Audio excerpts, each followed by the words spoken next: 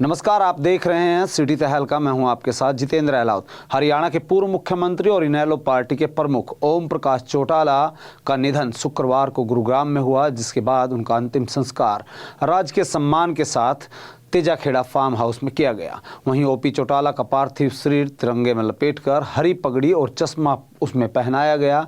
उसके अंतिम दर्शन के लिए हजारों लोग पहुंचे, जिसमें न केवल उनके समर्थक बल्कि विपक्षी पार्टी के नेता भी शामिल थे। उनके दोनों बेटे अजय और अभय चौटाला ने मिलकर पिता को मुखाग्नि दी। 5 बार हरियाणा के मुख्यमंत्री रहे ओम प्रकाश चौटाला के निधन पर हरियाणा के मुख्यमंत्री नायब सिंह सैनी, उपराष्ट्रपति जगदीप धनखड़ सहित कई अन्य नेताओं ने श्रद्धांजलि अर्पित की। ओपी चौटाला के छोटे बेटे अभय चौटाला ने अपने पिता के निधन को एक बड़ी व्यक्तिगत और सामाजिक क्षति बताया। वहीं जबकि दुष्यंत चौटाला ने उन्हें लौह पुरुष की भी उपाधि दी।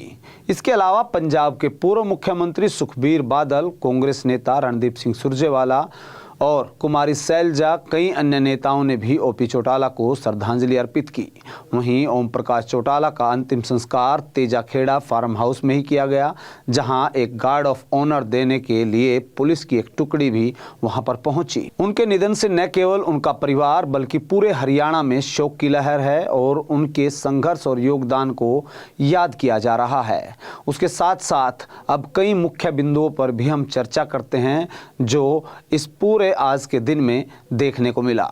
ओम प्रकाश चौटाला यानी ओपी चौटाला का निधन हरियाणा और भारतीय राजनीति के लिए एक महत्वपूर्ण घटना है। उनके निधन से न केवल उनके परिवार में शोक की लहर है बल्कि पूरे हरियाणा में उनके संघर्ष और योगदान को याद किया जा रहा है। उनका अंतिम संस्कार राजकीय सम्मान के साथ हुआ और हजारों लोग, जिसमें राजनेता आम जनता दोनों ही शामिल थे, न केवल उनके अंतिम दर्शन किए बल्कि उनको श्रद्धांजलि भी अर्पित की।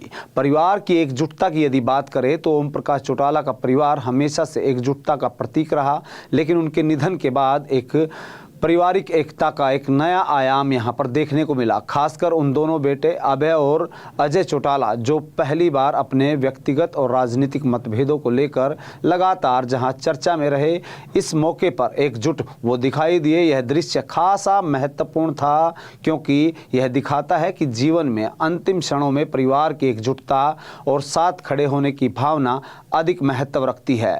इस समय ओपी चौटाला के पोते जहाँ दुष्यंत चौटाला, दिग्विजय चौटाला, अर्जुन चौटाला और कर्ण चौटाला एक साथ खड़े दिखाई दिए।